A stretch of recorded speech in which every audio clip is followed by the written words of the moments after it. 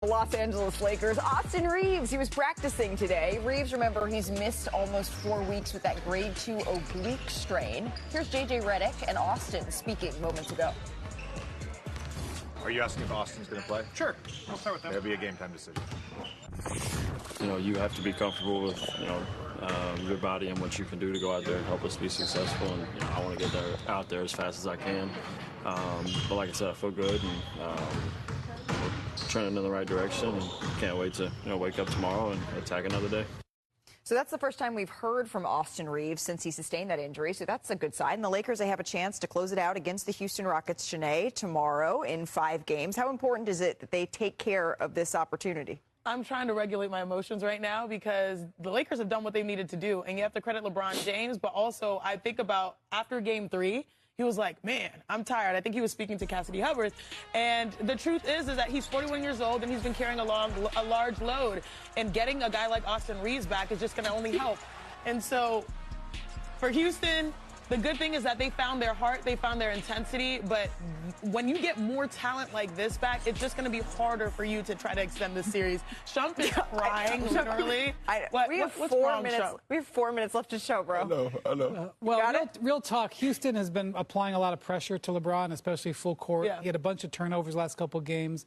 They're trying to wear him out. That's what their game plan is going to be. Getting Austin back, even if he's not 100%, he can ease some of that burden. And frankly, the Lakers don't want any business of trying to go back to Houston for Game 6. So they do need, with Oklahoma City sitting there waiting. You good?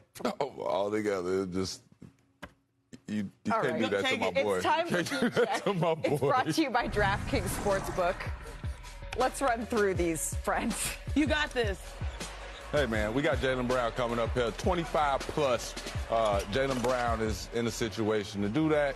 Coming off a good game, but I'm looking for a great one now. And then give me CJ for 20, man. Right now, CJ's back against the wall. He's going to come out and lead his crew. I don't know if it'll be a victory, but it's going to be 20 points. Get your money. Now, Wemby, this is probably the safest bet you could do. He's just going to go out there and fill up the stat sheet, but him getting 25 will not be hard at all. All right. Getting his leg so fast math, that gets us to plus 333 odds here. On DraftKings Sportsbook, all customers can get a profit boost every day of the NBA playoffs. Download the app and use the promo code SCREEN when you sign up. All right, while Amon gets it together, let's dive further into tonight's games. Victor Wembanyama and the Spurs, they have a chance to close out the series tonight on ESPN. So we say hello to Michael C. Wright, who covers the Spurs for us. So, Michael, what stands out to you the most in terms of the current run that the San Antonio Spurs are on and how they get this thing done this evening? What is going on, everybody? Welcome back to the channel. The NBA playoffs are rolling, and tonight we have a huge game. The San Antonio Spurs have a chance to close out the Portland Trail Blazers. Victor Wembanyama is about to win his first playoff series. And the crew on NBA Today started breaking down what makes this Spurs team so special. Michael C. Wright, who covers the Spurs, shared an incredible story about how this team built their chemistry. He said, "It's all about connectedness. I'm sitting on a Southwest flight headed to Las Vegas for Summer League. I look up, I see KJ, Devin Vassell, Julian Champagnie. All those guys got to Summer League and they met up with Victor Wembanyama, De'Aaron Fox, Harrison Barnes, and Stephen Castle. Those guys took a day trip to the facility of the Las Vegas Raiders. They wanted to pick the football guys' brains just about their day-to-day preparation and their mindset. That is the kind of dedication that wins championships. They were preparing for the playoffs before the season even started. And now, fast forward to Game 4. Wembanyama said, "There is no useless drama on this team. There's no jealousy and nobody cares about their stat line. That is our greatest strength." And you can see it on the court. The Spurs were behind in both games in Portland. They didn't have Victor for Game 3. And they came back and took care of business like a team that had a lot of experience. Brian Windhorst said, "I've been extremely impressed with them. They came back and took care of business like a team that had a lot of experience." Now, let's talk about closing out the series. Chiney Ogwumike said, "In the postseason, you can't always play from a deficit and expend all that energy trying to come back. They have to learn that they can lead and dominate games, especially closeout games. This would be a good litmus test for them moving forward." And Michael Wilbon, who admitted he is obsessed with Victor Wembanyama, said, I expect San Antonio to finish off Portland. I expect San Antonio then to beat either a reduced Minnesota team or even Denver, which is not itself. Then there would be an epic series on deck with Oklahoma City. I hope to see that series. I'm rooting to see Victor Wembanyama go forward. That is the big picture. The Spurs are not just trying to win one series. They are trying to build something. And if they can close out the Blazers tonight, they will get some rest and prepare for the second round. Windhorst added, they know that they got to save their energy for a long run. Now, let's talk about who can beat the Thunder.